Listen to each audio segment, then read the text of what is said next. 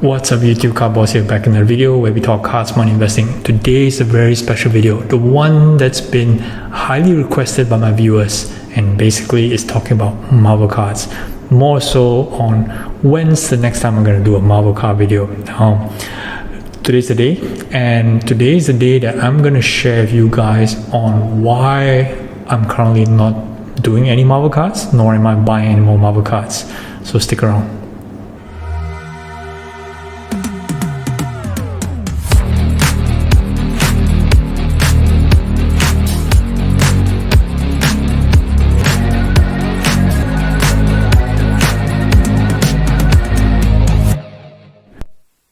Welcome back. So before I talk about the reasons on why I stopped buying Marvel cards, perhaps it's time to rewind the clock on to share with you guys a story on why I got into Marvel cards in the very beginning.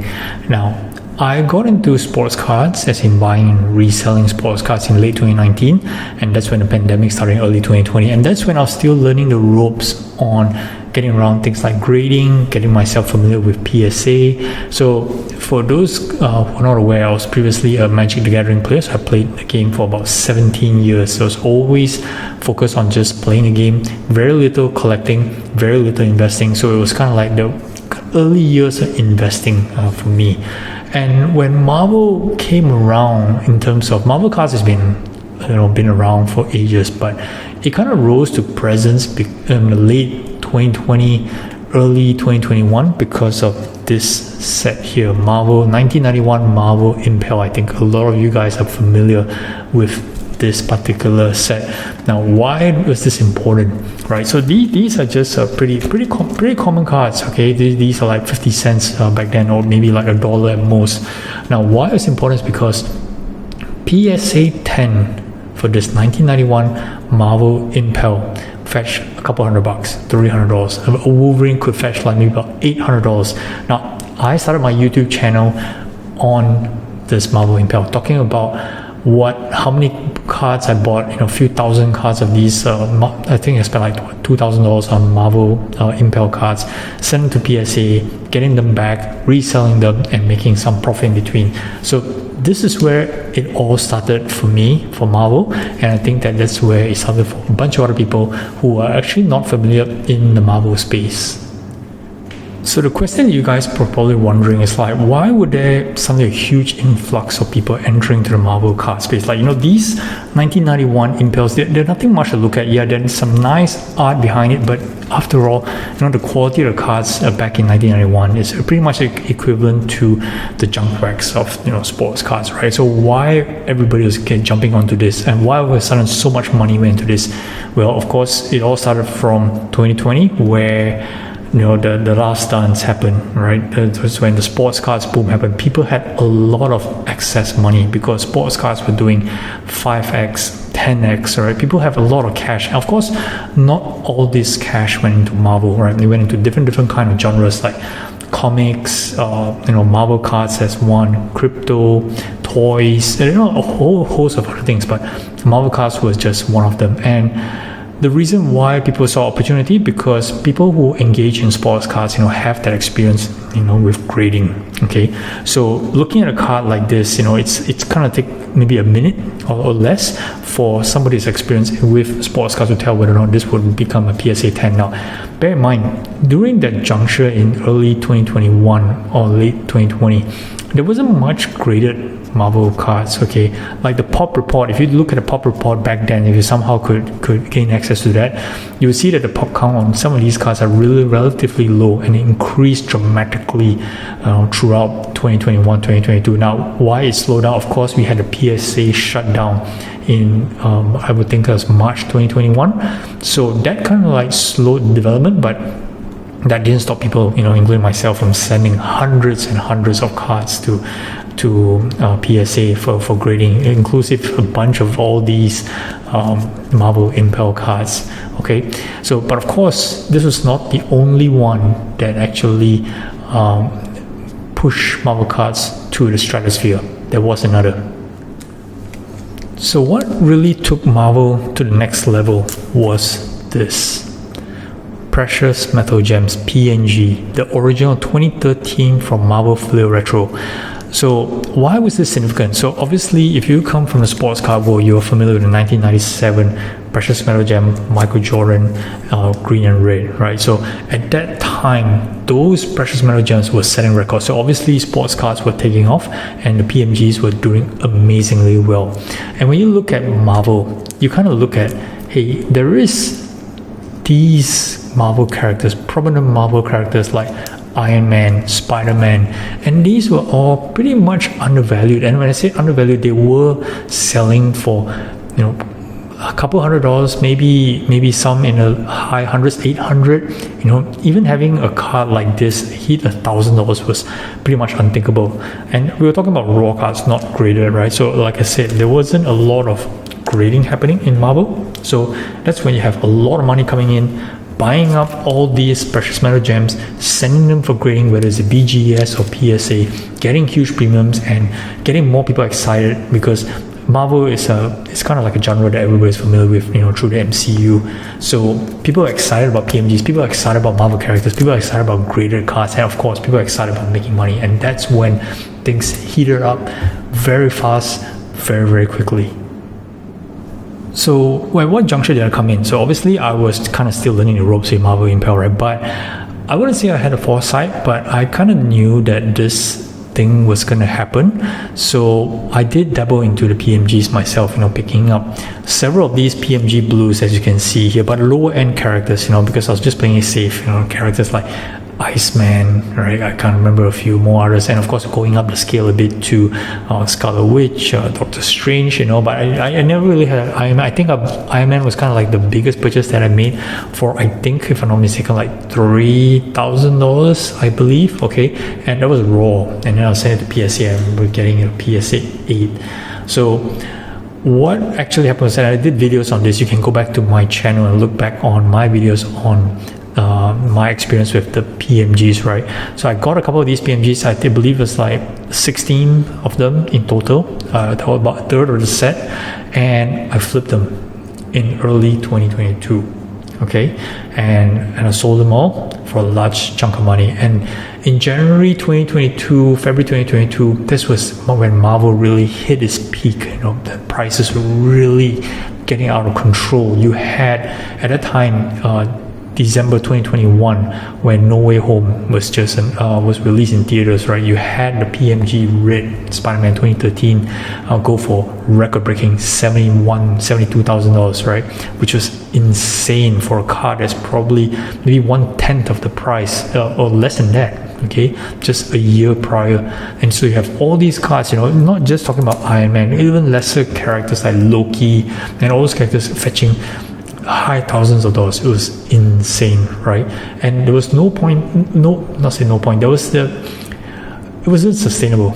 Okay, it was not sustainable, and a lot of people knew it. There was a lot of people on social media, on YouTube, talking about, Marvel's gonna burst, and they were not wrong. The only thing that nobody knew was when, and the when happened very much sooner than later, right? So I was talking about everything really heating up in early 2022, in January, February, but things came slamming down really hard in around May 2022, April to May 2022, okay, where prices were going down by like 50, 60, 70% in some cases. The PMGs were still popular, but they were nowhere near the prices of where they were previously. Now, from my perspective, right, I got out from Marvel once, but it doesn't mean that I didn't put my money back into Marvel, because I was still trading the water. I did make my profits, but I was still, dabbling in, certain cards, picking up certain pieces at prices that I think was fair. But I knew that at some point this was all going under. But more importantly, I was picking up pieces that I like rather than to flip or to resell. Whereas in between 2021 especially, that was the time that I was buying lots and lots of pieces which I knew that, or to grade, which I knew that I could resell. You're talking about the Vibraniums, the PMGs, the Jambalayas, all those name inserts that you guys are probably familiar with, just buying them, raw, and then trying to grade them and trying to flip them and make a profit, and then rinse and repeat, things that you do regularly in the sports card world. Okay, but I did know that at some point for Marvel cards it was going to come to a screeching halt.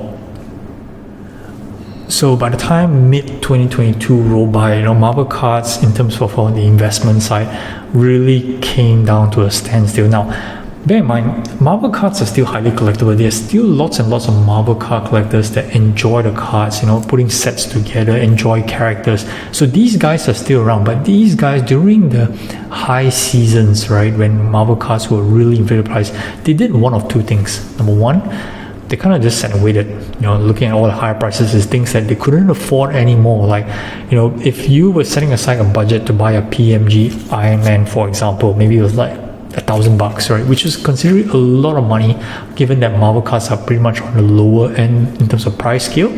So, and suddenly this Iron Man was like $10,000, right? So that's insane, right? So you either just stood still and did nothing, okay? Or you quit Marvel cards entirely and you just sold your entire collection. Now, I don't know anybody who actually did that, but definitely I did know a lot of existing collectors were very happy with the steaming prices. They did manage to sell some stuff which they were not collecting to kind of like fuel or to kind of like band-aid the increasing prices. But I would say that the existing collectors were not happy groups or in general, because all these investors are all coming in. It's kind of like the analogy whereby, there's this new beautiful island whereby it's pristine beach, pristine waters, and suddenly they build those hotels. So it's either you're gonna hate the people who build the hotels, or you are gonna get involved and build a restaurant that's next to the hotel. But of course, once the dust settled and the investors kind of left the scene, the existing Marvel card collectors were still behind and still continue what they do, enjoying the new cards, enjoying new releases. Price are back down to normal. It's things like what you're seeing in the sports card world today, whereby things are starting to normalize. The free fall for Marvel was more dramatic compared to what you see in sports. Yes, there are some cards that has tumbled down dramatically, but Marvel cards in general, especially talking about the PMGs and the Jambalayas and some of these big cards that really inflated back then, really came down, crashing down back to earth. Okay, so you're probably asking, right, as a reseller, right, what's my opinion on all this? Obviously, for me, there isn't any money to be made now as a reseller in terms of singles, so you can't exactly buy this Iron Man and try and grade and try and get like 2-3x. That money just doesn't exist anymore. Yep, you could, I could sell this Iron Man and make a couple of $1,000 perhaps. It still there's some value, but it's nowhere the value that I paid for this particular Iron Man. I did a video on this. If you can go back and try to guess how much I paid for this compared to where you think it's valued today. Okay, so I'm gonna put a link in the video in the description below, so you can go and jump back and then have a look and maybe have a good laugh about that. But where I sit today with all my Marvel cards, right? So it's not like I have no other cards. I still keep all the cards that I enjoy. Okay, and the good news is, whatever profits that I've made, buying and selling Marvel cards in the past during that period, that 15-month period, okay, I managed to accumulate the cards that I really enjoy. And of course, Marvel cards actually opened my eyes to a lot of things. It helped me improve my grading skills. It opened my eyes to meet new friends, lots of new content creators that I met in the Marvel space, excellent guys, top-notch guys. And of course, I come back with a bunch of cards that I still enjoy up to today because I'm still a Marvel fan. You guys are well aware of that. And I'm of course a huge Jim Lee fan. So my personal grill cards, right, are the ones that from my childhood back in 1992, which is the Jim Lee autograph embossed cards, right?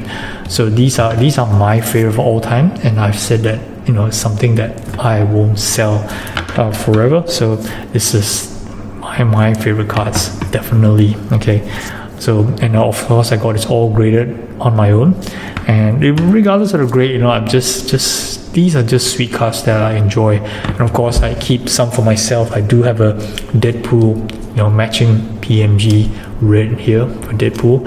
I've got this Spider-Gwen, fan of Spider-Gwen as well. This is a PMG green. This is number 10, so obviously something that I love as well. And you guys saw an Iron Man, and my two favorites are my Wolverine PMG blues. Check it out.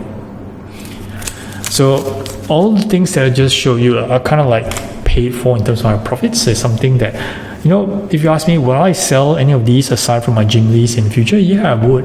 Okay. I think that there is, of course, still definitely values in all these cards here, but it's not something that I would like to actively do in terms of buying and selling. Sports itself really take a lot of my time. But in terms of collecting, yes, I do enjoy this. In terms of value, I do believe that they have value. But as long as I don't actively pursue in this space, there's no actually reason for me to do content, right? I'm not going to add any value in terms of talking about Marvel cards if it's something that I'm not actively researching, not actively involved, but I still do enjoy the cards. I still enjoy keeping these cards, and they're fun, okay? So I hope that answers the question to most of you guys who kind of like, where's the Marvel content. So this is the reason why, and kind of give you guys the backstory of how I came into this space and how I kind of like exited and left behind with a bunch of stuff that I can hold with me and keep with me. Alright, that's all I have for today. Hope you guys enjoy this video. Do like, subscribe, follow this channel. Till next one, Cowboys out.